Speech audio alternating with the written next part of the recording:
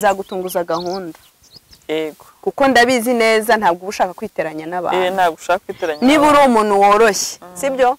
Ni habaho ikintu nzi neza ko icyo kintu ngiye gukora kiraza kukubabaza. Ariko mba mfite icyizere cyuko n'ubundi nubwo ndi bukubabaze biraza kurangira.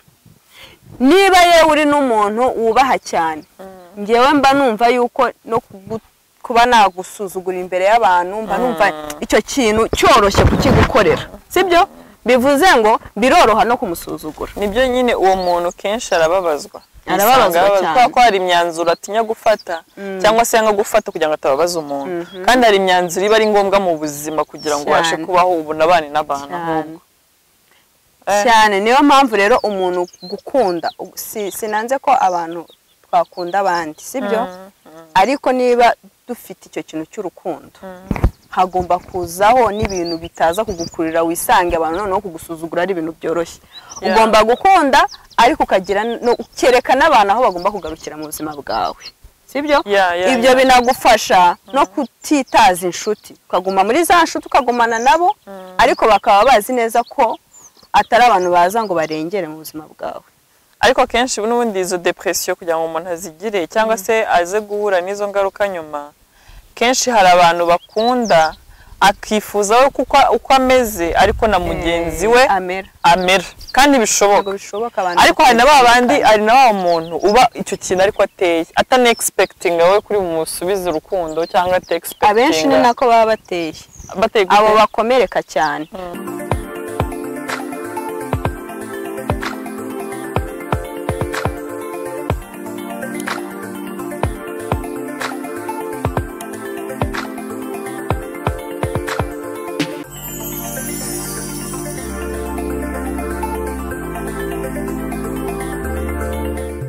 Muraho neza nshuti zacu umuryango mugari. Wari kwayura narindi nasanga dawe marayura. Muraho neza nshuti zacu umuryango mugari wa 10 TV, twongeye kubaha ikaze, turabasuhuje, muratwihanganira muri iyi minsi twe tumaze iminsi tuboneka gakeya, ariko we are back now. Darling, bikwaye biko bien, meze neza cyane cyane. Nawe umeze neza ariko uri gukora gute udafite mikoro gutya mu ntoki? Ndikumva ntari kubimenyera. Njye ndumva ari byiza. Ndikumva ndi kuvunika. Yego. Baguhereze cya kijumba. Ninga kwa kundi ujya kuvoma waramenyereye gutwara ikijerekani kinini bakaguha akajerekani gato. Utamva uri kuvunika. Cyangwa witamva byoroshye. Oya utamva uri. Cyangwa waramenyereye gutwara mu maboko yombi. Gutwara ngo utware muri kamwe. Utumva uri kuvunika uko niko merewe. Mujye mumenyerera n'ibyo abasirimu. Ahandi ariko meze neza. Ahandi meze okay, meze neza naho meze neza. Meze neza cyane meze neza. Niki cyatumye umera neza cyane mvuye cyane pe meze neza. Wishe umuzungu kumva meze neza. Umuzungu namwishe ariko yanze gupfa. Byo cyase namwishe ngeze imbere mbona arankurikiye. Sinzi ukuntu bizagenda muri ubu buzima pe. Anyways, ndagira ngo nshimire ndabona ufite ubunemisha, ndabona ufite ububwe bwinshi. Oya iyo nicaye ahantu hameze gutya nikomera. Hameze gute? Kungo uko wabona dusobanurire nase bana bari kubona ukuntu hameze. Aha hantu harasa neza. Iyo ahantu hasa neza banese ko nagushote muri ubuzima pe.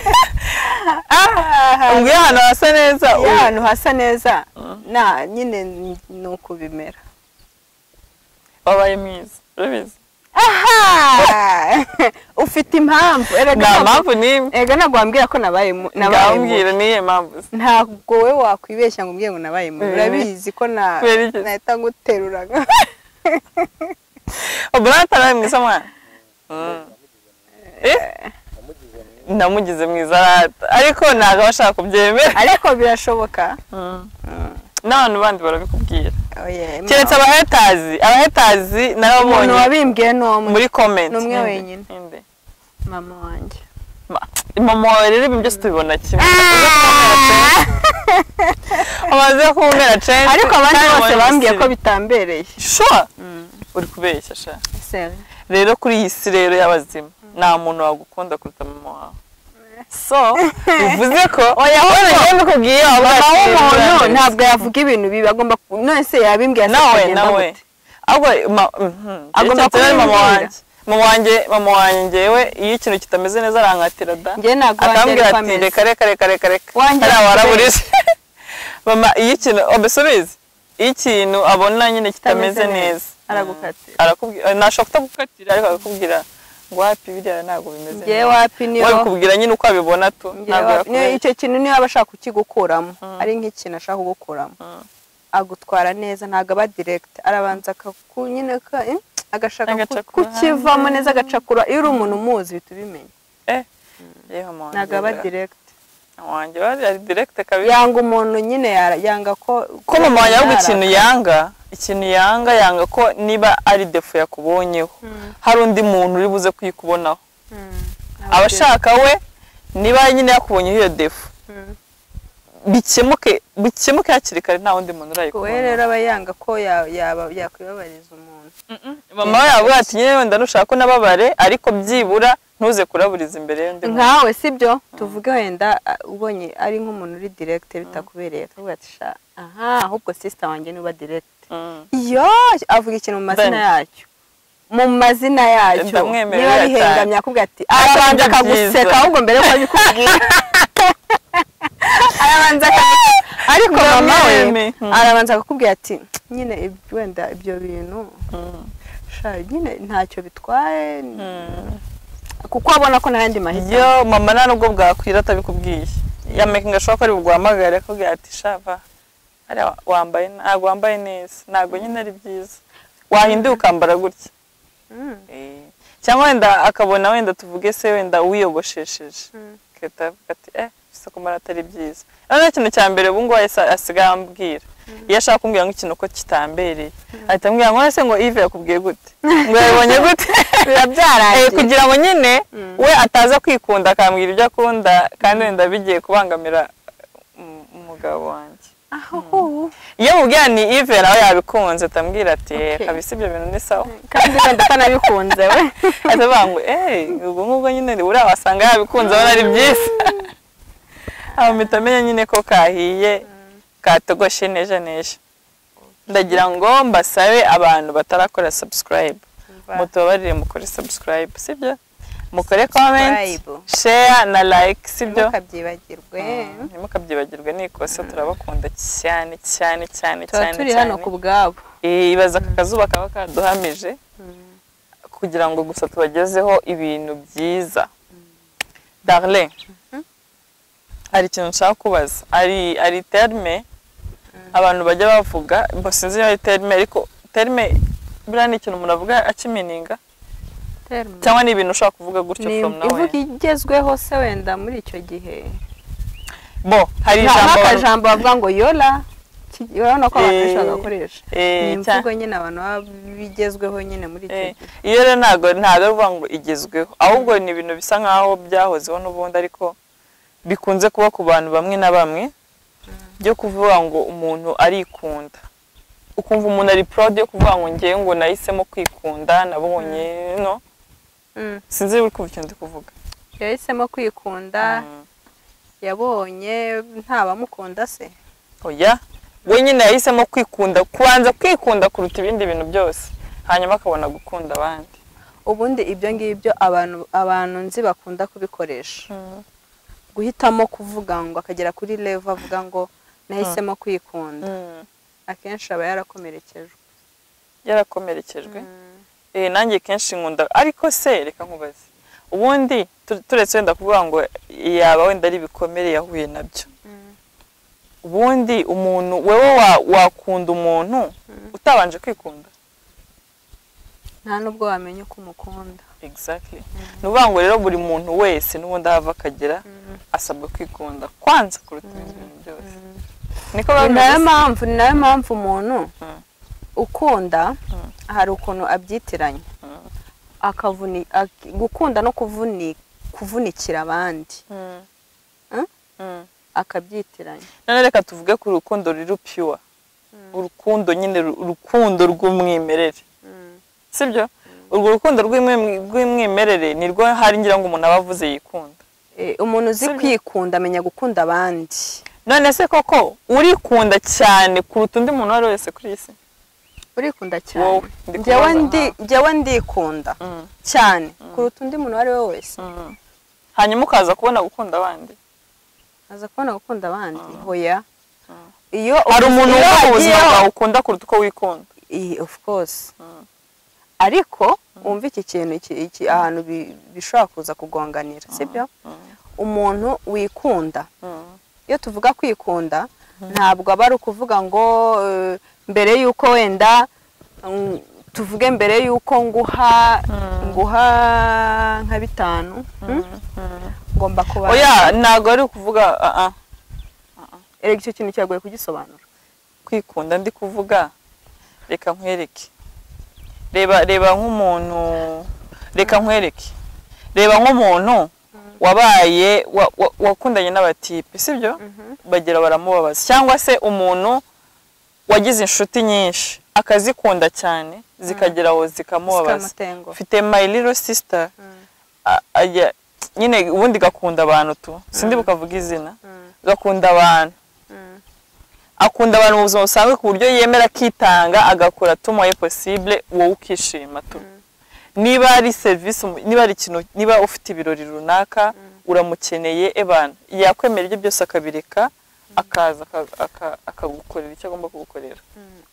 Ibyo bintu ndi kubyumva cyane. Ariko muri iyi minsi nabonze ikintu yabaye my friend, sinzi ikintu yabaye, asigaye ikintu cyose usigaye mubwira ati shawapi va, ngiye ubu ngubu ikintu nahisemo no kwikunda kuruta ibindi bintu byose. Nkabanza nkikunda, nkamenya agaciro kanye mfite nkikunda pe. Uzi ikiba cyarabaye ntabwo hari ibintu donc njye ariko ari mu ruhande rwanjye niko ngiyewe mbyumva. Gukunda ubundi hari ukuntu umuntu akunda basanzwe bifite ibintu byo ikintu nyine cyo gukunda abantu, kwitanga cyane nyine bikabije mu buryo bukabije, ahubwo bikaza kuza iyo abantu bamutengushye byica rwa rukundo we muri we ruri naturel rwo kumva kunza abantu, yishimiye abantu. Mu gukunda rero no kwitanga ni ibintu bibiri biba bigomba gutandukana.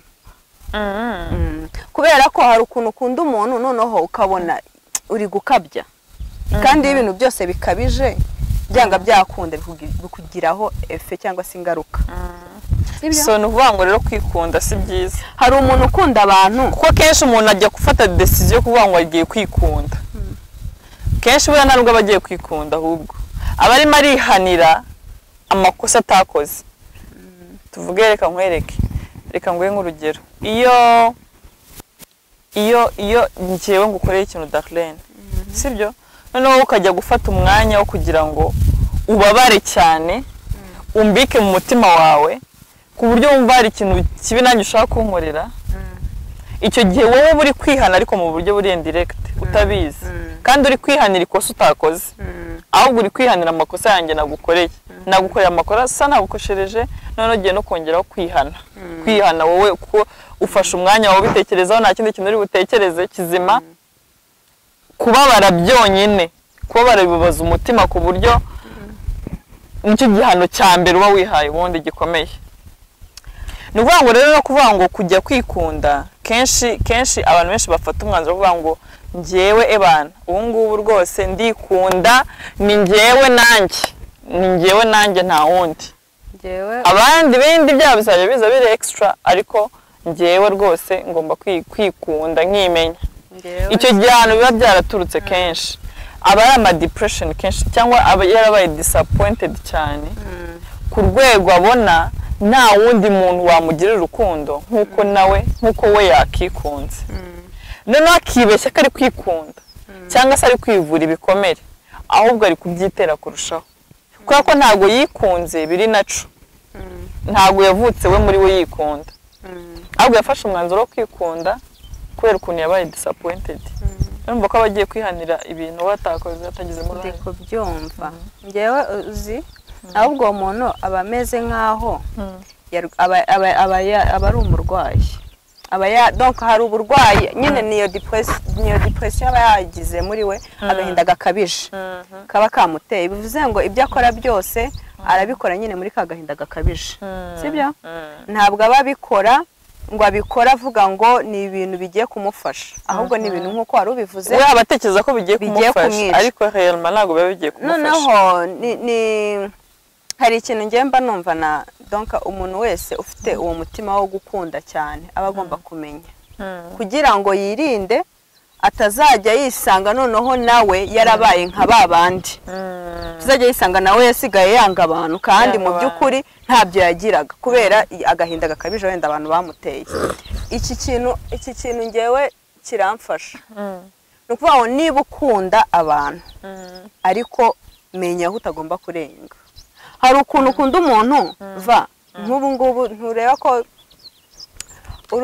uri umuvandimwe sibyo nkisanga ndagukunda yego nk'umuvandimwe of course ni ibintu biri normal kuba byakwikora ariko ugasanga kubera wa mutima wanjye wo gukunda cyane cyangwa se wowe ari wowe ukunda cyane niba ari ugutuma birambangukira sibyo kuko nzi ukuntu uteye kuko nzi ko uri umuntu ubushaka ko abantu bose ubashimisha wamaze kumenya ikintu kimeze nka faiblesse yego niba ari akantu kawe nakunze kukagutwara numva yuko ari ibintu byoroshye ndagatwara kuko nzi neza ntabwo uba ukeneye kubabaza umuntu uko bivuga ati buriya nta kibazo n'undi arihangana niba ari ukugutenguha mu kintu runaka nkumva ni ibintu byoroshye biraza gushira bitewe n'uko mba nzi umutima wawe woroshye sibyo noneho icyo kintu akenshi ntabwo aba ari ugukunda cyane uba ufite icyo kintu cy'urukundo ariko kikajyana n'uko uba ushaka ngo ahantu hose uhabone amahoro haboneka amahoro ubundi umuntu ukunda ushaka gukunda neza iyo bitajyanye no gushakira amahoro aho bitari ngombwa ntabwo ushobora kurekera gukomeza gukunda abantu cyangwa ukomere kugera ngo kubera ariko shaoya uzima ushaka gukomera ukagera kure buriya rero umuntu ukunda umuntu wakunze buriya umuntu waguhaye ibyishimo byinshi ni nawe wanakubabaza cyane nyine umuntu ukunda cyane ni ukubabaza bikagukomeretsa cyane kuruta uko wakomeretswa n'undi muntu utarigeze agira agaciro mu buzima bwawe atari ababyeyi atari abavandimwe hari abantu bakomereka ahantu bitari ngombwa nk'inshuti ngenzi nk'inshuti zanjye ziba zarabaye deprime kubera ko yumva ngo inshuti zikunda kuntenguha akumva mu buzima bwe giye kubaho nta nshuti afite none icyo kintu nicyo nari ndi kuvugaho rero ubundi nicyo narabuze nk'uburyo mvugamo neza ukabona kubera wenda we njye mfite umushuti wanjye umeze gutyo gusa ntaragera ku rwego wenda rwo kuvuga ngo agiye kureka abantu ariko akunda abantu ku rwego akora buri kimwe iyo uri inshuti awukorera buri kimwe aritanga ku rwego kwizaho n'umugabo ajya amubwira ati se ariko wowe ubona ibintu abantu bagukorera batazakubabaza batazaguhemukira kandi nabi cyane kubera ko ukuntu ukunda abantu ukuntu witanga ku bantu wowe ntibabikugarukirizeho bivuze ko nta n'agaciro uvuze mu buzima bwawe kandi ntabwo ko bimeze we afite character yo kwita ku muntu gutyo sibyo ariko ntabwo bivuze ko yitayeho nawe agomba kuba afite iyo character imeze gutyo uzi ikibazo kiba kuri uwo muntu kubera n'ubundi reka nkubwire va igihe cyose iyo umuntu hari aho bigera akamera nk'aho ari kwisuzuguza we abyita ko ari ukwitanga ku bantu naho atazi ko ari gucreate agasuzuguro reka mbikwereke impamvu sibyo niba uri umuntu woroshye nzagutunguza gahunda yego kuko ndabizi neza ntabwo uba ushaka kwiteranya n'abantu ntabwo ushaka kwiteranya niba uri umuntu woroshye sibyo ni habaho ikintu nzi neza ko icyo kintu ngiye gukora kiraza kukubabaza ariko mba mfite icyizere cy'uko n'ubundi nubwo ndi bukubabaze biraza kurangira niba yewe uri n'umuntu wubaha cyane ngewe mba numva yuko no kuba nagusuzugura imbere y'abantu mba numva icyo kintu cyoroshye kukigukorera sibyo bivuze ngo biroroha no kumusuzugura. Nibyo nyine uwo muntu kenshi arababazwa cyane ko hari imyanzuro atinya gufata cyangwa se yanga gufata kugira ngo atababaza umuntu, kandi hari imyanzuro iba ari ngombwa mu buzima kugira ngo ubashe kubaho ubunabane n'abantu ahubwo cyane. Niyo mpamvu rero umuntu gukunda, sinanze ko abantu twakunda abandi, sibyo, ariko niba dufite icyo kintu cy'urukundo hagomba kuzaho n'ibintu bitaza kugukurira wisange abantu noneho kugusuzugura ari ibintu byoroshye. Ugomba gukunda ariko ukagira no ukerekana abantu aho bagomba kugarukira mu buzima bwawe, sibyo. Ibyo binagufasha no kutitaza inshuti, ukaguma muri za nshuti ukagumana nabo, ariko bakaba bazi neza ko atari abantu baza ngo barengere mu buzima bwawe. Ariko kenshi n'ubundi izo depression kugira ngo umuntu azigire cyangwa se aze guhura n'izo ngaruka nyuma, kenshi hari abantu bakunda akifuza uko ameze ariko na mugenzi we amera, kandi bishoboka. Ariko hari na babandi, hari na wa muntu uba icyo kintu ariko ateye atane expecting wowe kuri musubiza urukundo cyangwa ate expecting. Abenshi ni nako baba bateye abo bakomereka cyane. We ntabwo aba akeneye kubimwishyura, ariko nibura abakeneye ko habaho ka respect kuko nawe yubaha abandi.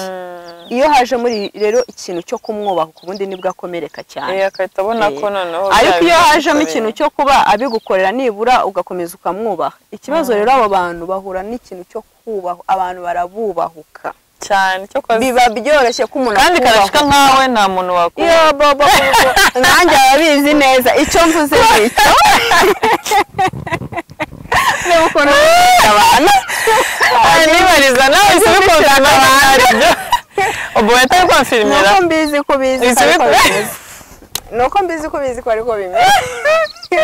Oya kuko niko bimeze ubu mva mbese ndimo ndibariza ndashaka kubimenya.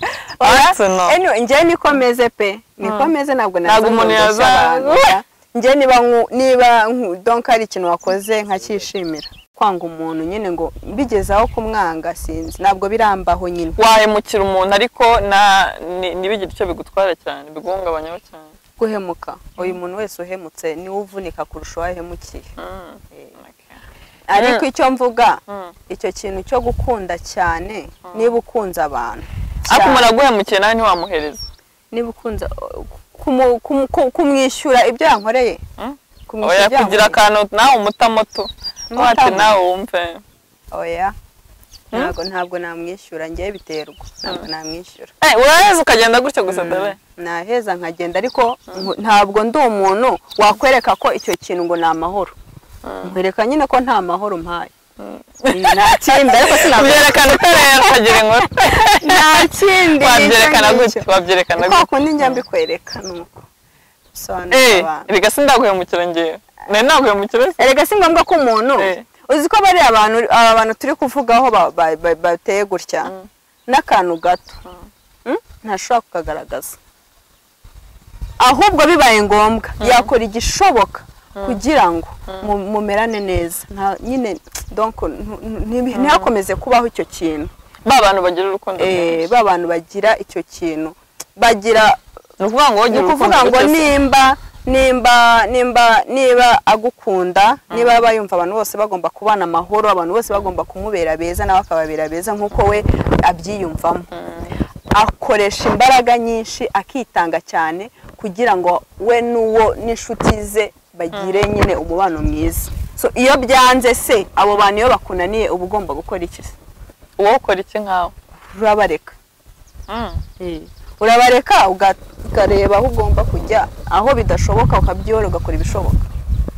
Ngiye bureze ikintu cyakimfasha ibyo bintu. Ngiye ngenda umuntu utazi gutanga keya cyane.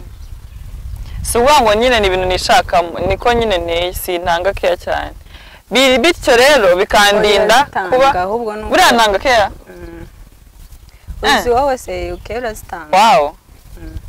Ntabwo narimbiye. Oya urazitanga ahubwo uzi keya utanga zitandukanye n'iby'iki gihe. Reka mbikutandukanyiriza. Abantu ba kera, donc kera ubwo ndavuga wenda bitandukanye nyine n'ikinyejana turimo.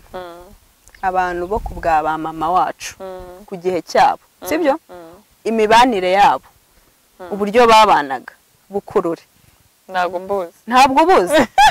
babonaga bate ngiye ku myaka yanjye, reka mvuge ku myaka yanjye.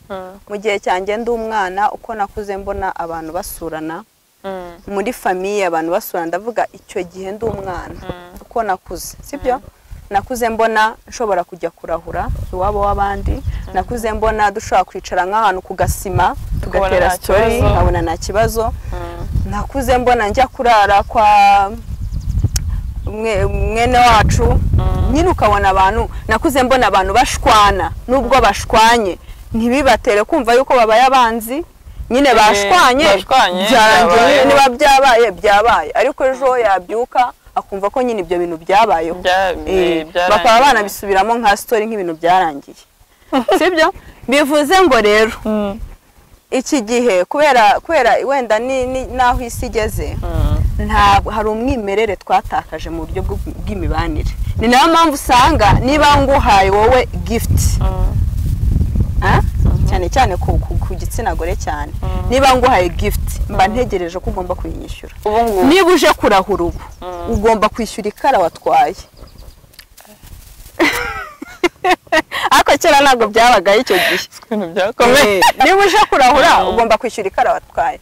Iki gihe nimba nicaye ku gasima n'abandi bantu turi gutera story, turi kuganira, aho hantu haba nta hantu iki gihe uba ugaragara ahubwo nk'umuntu w'imburamukoro, agatsiko. Ubu ntabwo bigifite ireme ryo kuvuga ngo bari abantu barabanye ubabone nk'abantu bimereye neza wikomereza, ahubwo iyo ubarebye abantu babonamo ibibazo, kandi niko biba bimeze. Ibintu byarahindutse, imitima yacu yarahindutse, n'ubuzima bwarahindutse, bikaza guhurira rero sasa na keya zanjye. Noneho keya zaho ahantu zihuriye, sibyo? Niba ari uko wenda udakunda kujya mu bantu benshi cyangwa se iki, ni ukuvuga ngo ubu ugifite amahirwe yo kuba hari ibintu hari imico utarandura. Naramenye. Bivuze ngo niba uhaye umuntu ikintu, we ntabwo ugifata nka keya, ugifata nk'aho icyo kintu nyine wagombaga kugikora, ntabwo ubitekerezaho. Ariko iki gihe niba ngewe nguhaye ikintu nitekerezaho, niyo mpamvu mpita mbona ko ngewe ntanga keya.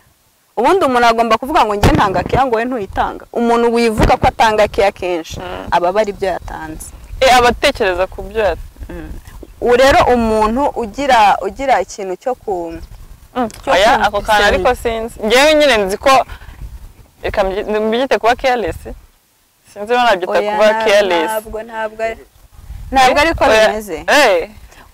Impamvu byita careless nuko iki gihe abantu basigaye bashaka gukundwa mu buryo bwabo, bw'umwihariko. Abashaka nimba muri inshuti, iki gihe umuntu niba akubwiye ibanga bashaka nawe umubwire. Nanjye mbwira ntabwo wandembera.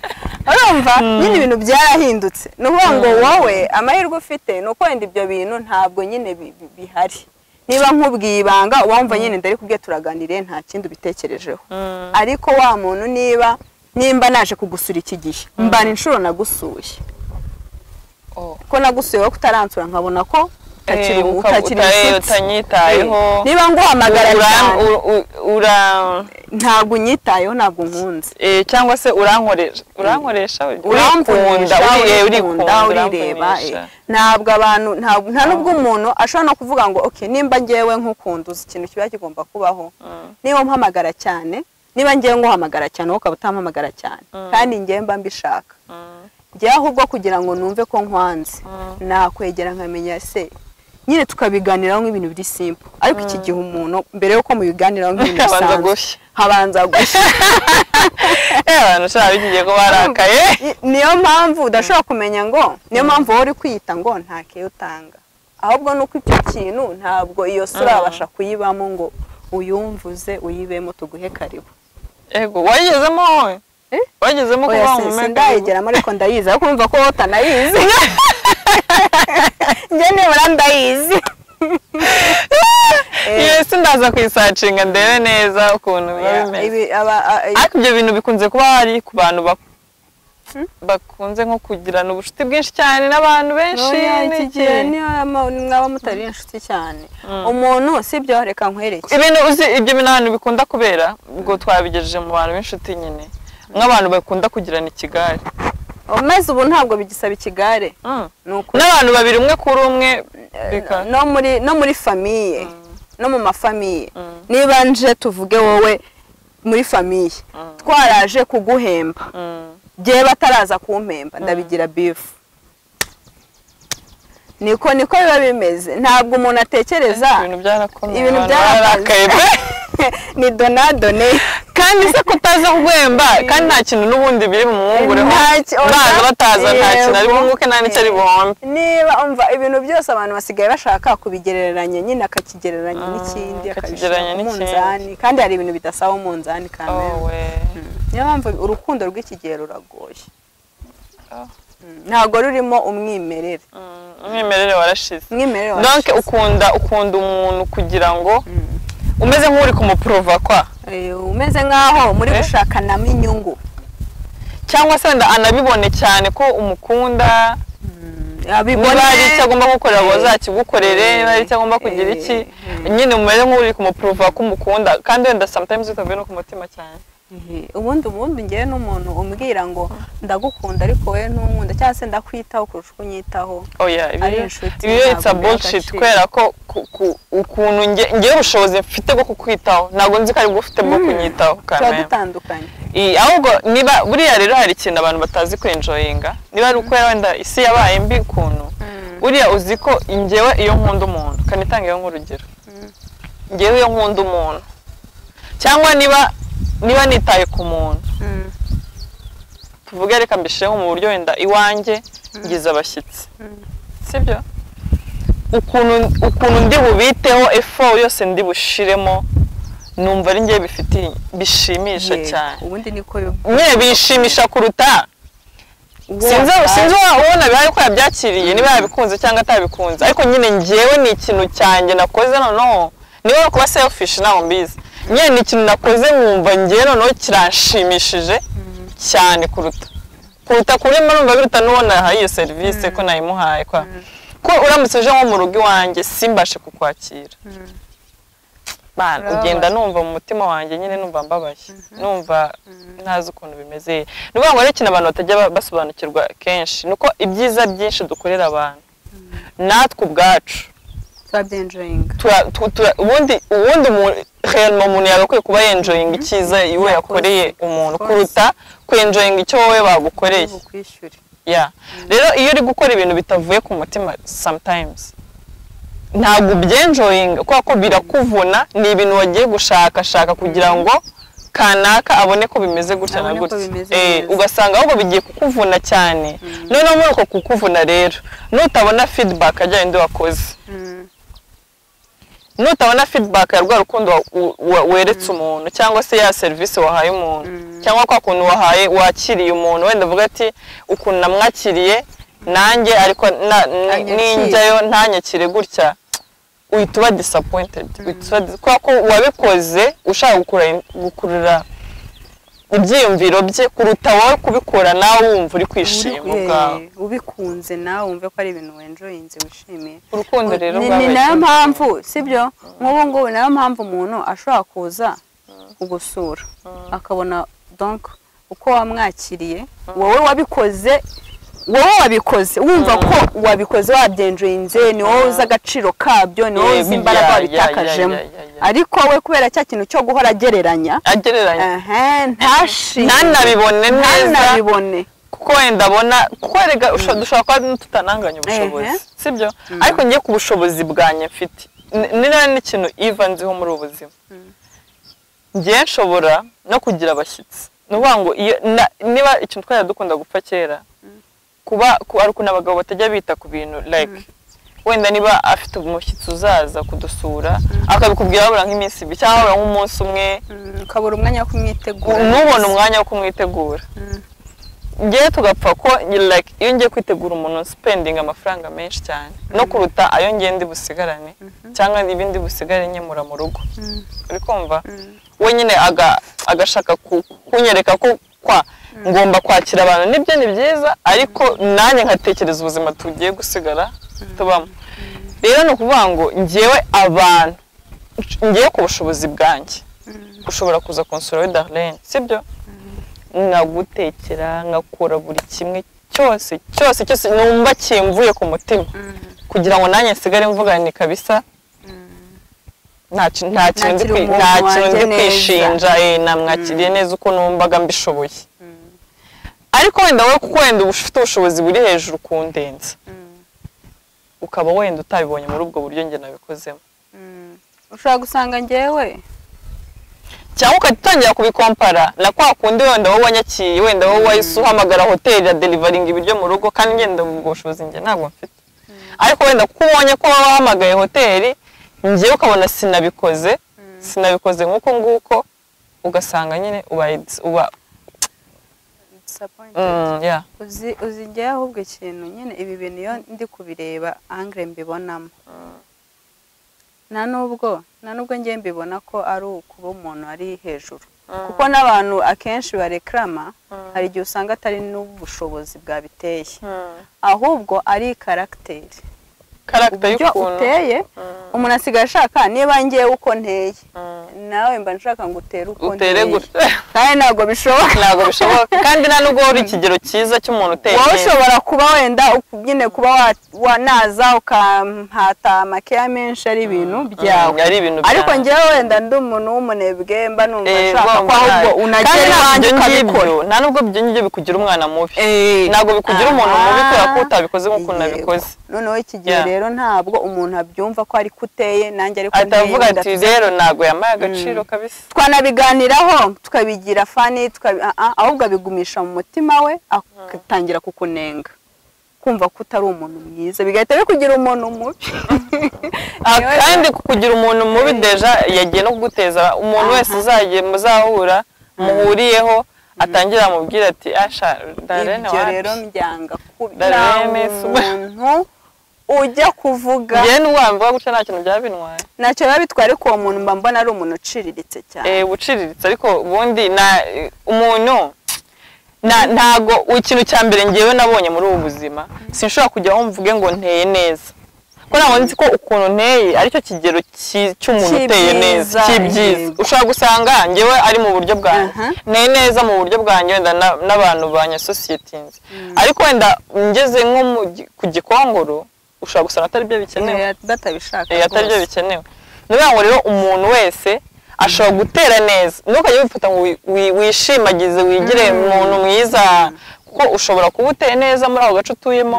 ariko wagera mu kandi ugasanga uteye nabi cyane nta nubwo baba bikeneye ibyo bintu ntibakeneye no kubyumva ahubwo ikintu njye mba mbona nyine mu ruhande rwanjye sibyo mba numva niba umuntu uwo munsi niba uwo munsi twakubitanye nyine twakubitanye nta nubwo ari ngombwa ko ujya kwirirwa uzenguruka ubwira abantu ngo twakubitanye twakubitanye kandi n'ejo mu gitondo tubyuka ubuzima bukomeze bugende byabaye ariko yes amakosa yabayeho ndi umuntu nakosa nawe uri umuntu wakosa byabayeho ariko ikintu kibi kijya kibaho rero ni wa muntu uguhemukira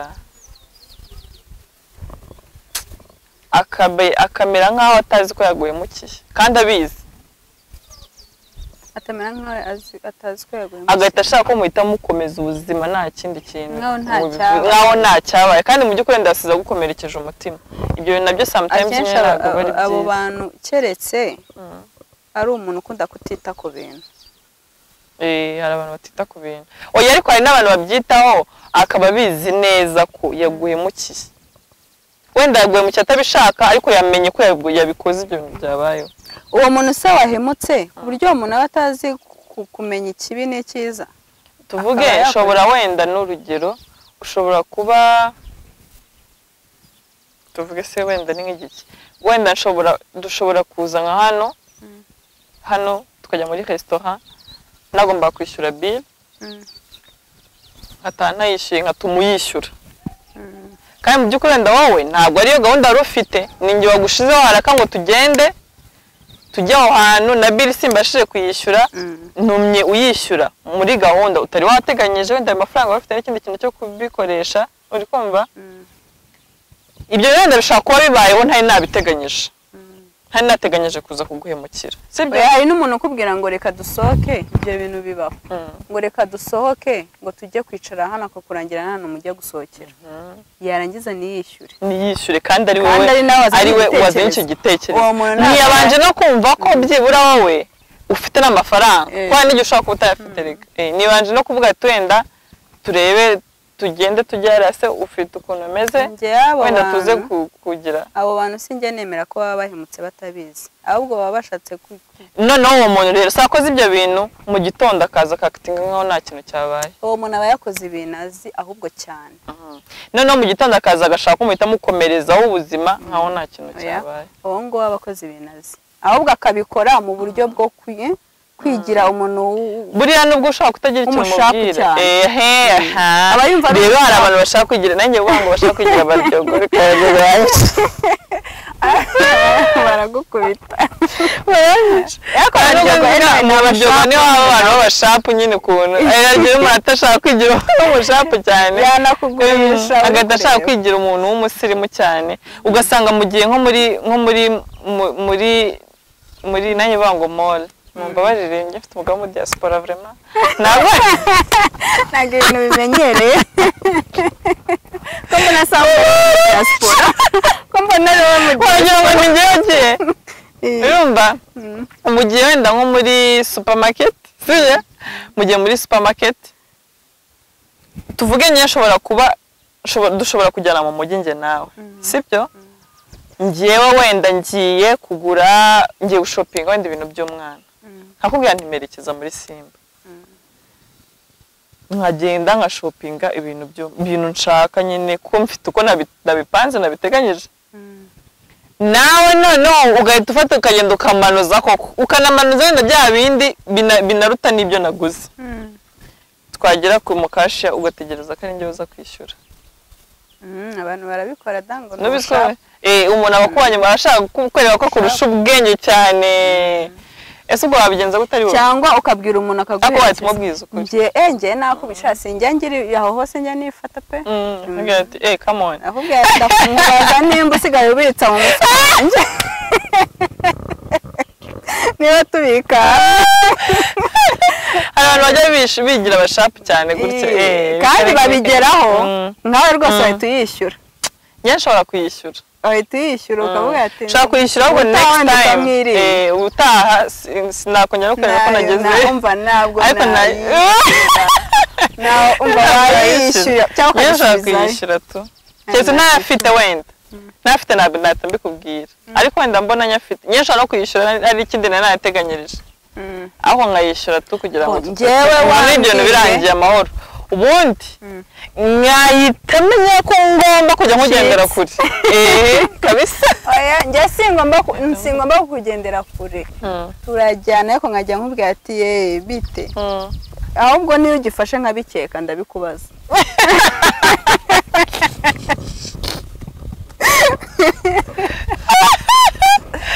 ariko mana yanjye we tukabana neza nyine ariko ku buryo nanjye sinkubangamira niba nkubangamiye mba numva niba mbangamiye umuntu agomba guhita bimbwira rero iyo atabimbwiye njye nta kibazo njyewe rero hari igihe ntahita mbikubwira aho nkabanza kureba ko njye nkunda guha rezo umuntu niyo njye nahuriye n'umuntu mu kibazo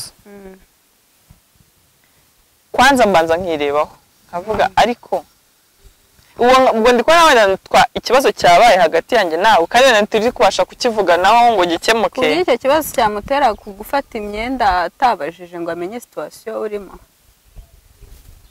hari igihe umuntu ashaka nyine ndabanza nkamuha rezo tu nkabanza nkamwibaza ibibazo numva nakamubajije ibyo wowe umubaza ndabanza ngiye nkabyibaza niho bipfira rero nkabyibaza nkanabyisubiza nicyo kibazo nakwiye igisubizo rero kizima nkaba navuga ati buriya wasanga ari uko nyine byagenze nka po nakwiye igisubizo kiri negative niho nshobora wenda gufata umwanya nkakubaza cyangwa se wenda twaba twabiganiraho ariko nyine ntabwo nyafata none sinyapfa no gufita mfata umwanzuro gutya ngo nanze umuntu gutyo tu oya kwanga byo ngo cyangwa ngo turashwanye gutyo tu nyine ndabanza nkareba muri iyo situation ngewe nabigizemo uruhare kuko byanga bikunda ntago umuntu yifashe iki kintu cyo gushwana n'umuntu ngo akifashe wenyine ngo we nta ruhare wabigizemo na gato. Oya gushwana ni kimwe ariko no kujya gushopinga ugashopinga ngo hari undi muntu uri bwishyure ibyo byo nibyo ntumva ariko gushwana twashwanye birashoboka ko mwese mwaba impamvu yo guteza icyo kibazo ibyo byo ni ibintu bibaho sibyo aho ho napo ariko kumbwira ngo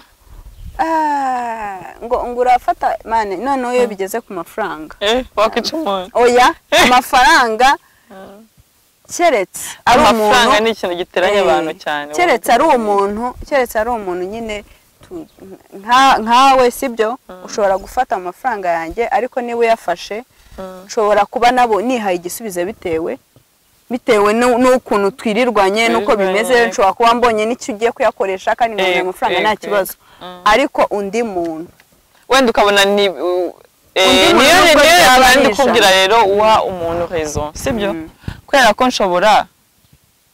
dushobora kujya ahantu Darlene sibyo tugiye nko muri alimentation ahantu nkubwira nyine nshobora kuguhera raison ngiye ndangiye kugura yaourt z'umwana n'urugero sibyo nawe ukahita uzifata kuko nawe ufite umwana sibyo ukahita uzifata ukaza gutegereza ko ari ngewe uri bwishyure ahantu ni harezo rero ni hehe nyine ntangira ngenda ndi kubyibazaho buriya nyine biba byabaye nshobora kwishyura nkagenda ariko ndi kubyibazaho ndi kwibaza mu mutima wanjye nkajya nisubiza ukagura yaourt nkavuga mfite umwana nanjye nkazifata nkavuga maybe ushobora gusanga Darlene nta mafaranga yari afite kandi ukuntu ni amata wanjye akeneye yaourt ni umwana nawe niko n'undi wiwe nawe agize gute azikeneye abandi kosa yakozemo nuko atabanje kumbaza ko nta mafaranga nari mfite ariko wenda nkongera nkisubiza umwana ariko wenda hari yagize isoni zo kubimbaza cyangwa se wenda yatinye kubimbaza atagize isoni zo kubifata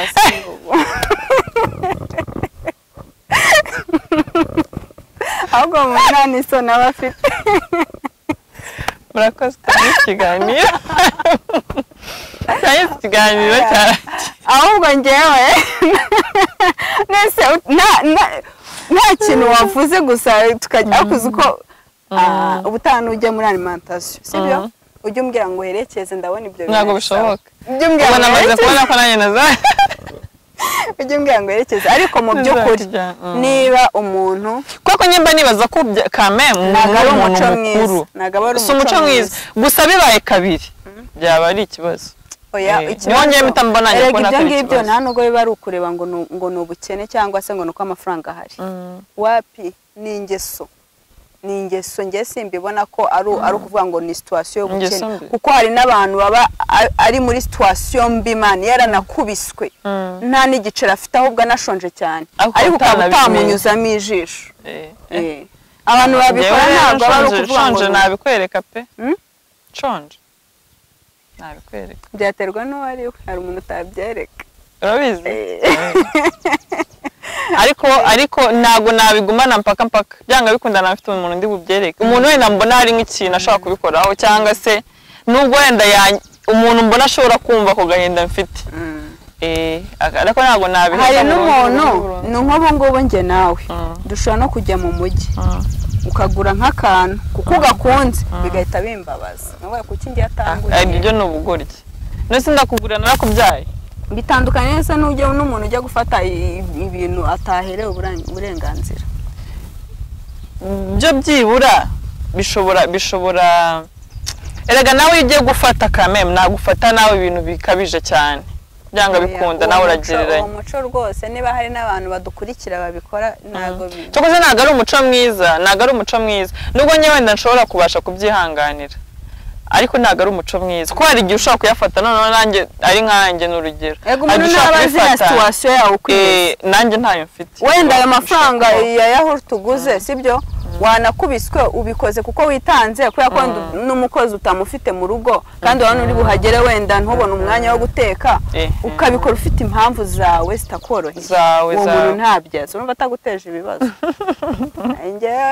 Guys mujye muba smart niba buriya ni byiza kukominika cyane kuruta kujya gukora ama action y'ibintu byinshi utabajije mugenzi wawe kandi muri mu rugendo rumwe. Buriya ni byiza nyine kubanza gukominika umuntu ukamubwira bimeze gutya cyangwa niba ufite ikibazo niba nari cyo nakigufashaho ukakivuga. Buriya njyane n'ubundi buryo nashaka kubikora. Tuvuge wenda tugiye nko muri supermarket sibyo uguze ikintu ushaka kutenda kubwira direct ko icyo kintu nanjye ngishaka ariko nkakivugisha mu bundi buryo mbere ubwo buryo bw'abanyarwanda simbizi nkavuga sha mana we uziko na amata ashaka yawurute kandi nta mafaranga papa yamaye nkashaka uburyo nyine mbivuga nkaho wagira ngo simbyitayeho cyane kandi mbyitayeho. Icyo gihe nawe uri umuntu mukuru uhita ubyumva. Iyo mbonye utagikoze rero mpita amenya ko icyo gihe nta mafaranga ufite nawe udafite ubushobozi bwo kugikora. Ibyo bintu ni ikizami. Ni ikizami ariko ni ikizami ko nyine abantu byangora kutambikubwira direct ubwiye ngo ufite ngo jewe nkunda kuko hari n'igihe uziko hari n'igihe uwo muntu uziko abantu bumva bigoye nawe nanjye numva niyo mpamvu mise numva ko natakara urimo wenda kuzi nzi uburyo nakubwira ko ndabizi ko hari ibintu byinshi muravuga n'ubyumva rero wenze uburyo nakubwira direct ariko hari no kubuza umuntu wawe ukabuza ngo ndamutwara gutya da.